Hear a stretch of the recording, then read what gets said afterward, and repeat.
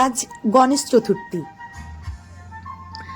আর এটা হলো আমাদের পাড়ার পুজো মণ্ডপ।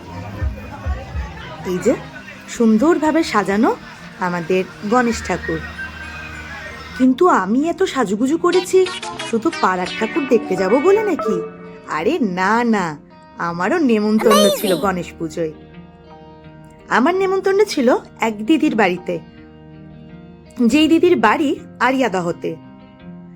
যাওয়ার পথে কি দারুণ দারুণ যে ঠাকুর দেখলাম, আর কি বড় বড় ঠাকুর। মণ্ডপের পাশেই আবার চলছিল গানের অনুষ্ঠান। আমরা চার বান্ধবী মিলে এমন গল্প করতে করতে গেছি, কখন যে দিদির বাড়ি পৌঁছে গেছি বুঝতেই পারিনি। এই যে এটা হলো সোনিয়াদির বাড়ি। গিয়েই দেখা মিলল আমাদের গণেশ ঠাকুরের, খুব সুন্দরভাবে সাজানো গণেশ ঠাকুর। পাশেই ছিল সোনিয়াদির ঠাকুরের আসন, খুব সুন্দর সেই আসনখানা। এরপর আমরা চলে গেলাম ওপরের ঘরে, যেখানে দেখি ডান্স মিরাকেলের অনেকেই উপস্থিত। হাই কর কর, ভিডিও করছি।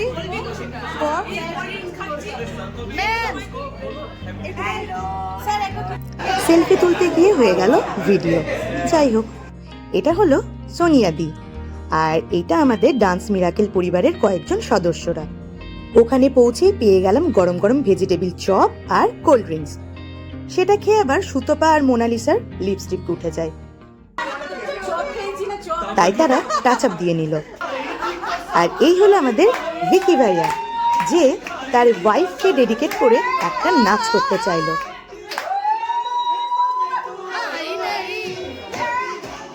ভিকি ভাইয়া একা নাচলে চলবে নাকি?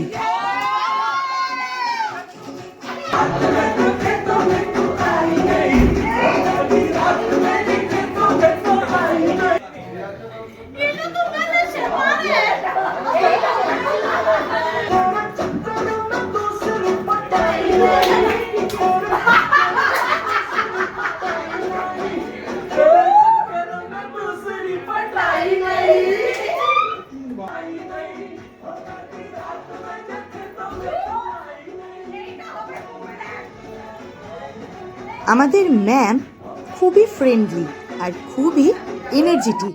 এই যে এটা হলো আমাদের ম্যাম। সবাই একসাথে হয়েছি, আর একটু গ্রুপ ফটো না তুললে হয়, তাই কয়েকটা গ্রুপ ফটো তুলে নিয়েছি।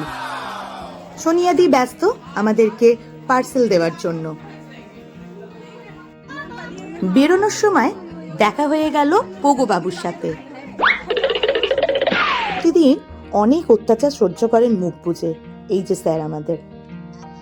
আজকে আমরা সোনিয়াদির গণেশ চতুর্থীর উৎসবে ভীষণ ভীষণ মজা করেছি, আর চন্দ্রিমা আমাদের ভিডিও তুলছে। আর আমরা পোলাও পেয়েছি। তুই ভেতরটা দেখেও নিলি কি আছে? আমি কারো বলতো যখন এসছি আমি তখনই দেখছি পোলাও গেছিল একটা।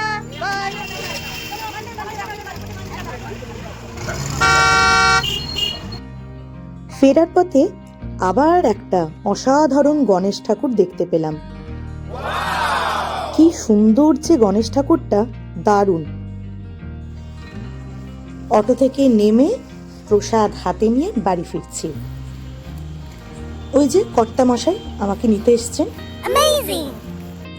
আমার হাতে দুখানা পার্সেল দেখে কর্তামশাইয়ের মুখে একটা আলাদাই আনন্দ। ভাবছি আমাকেই নিতে এসছে তো, নাকি প্রসাদ। হাসিটা দেখি, হাসিটা দেখি। কর্তামশাই যখন এসেছেনি তখন দু চারটে ফটো তুলে নি, তাই দাঁড়িয়ে পড়লাম ফটো তুলতে।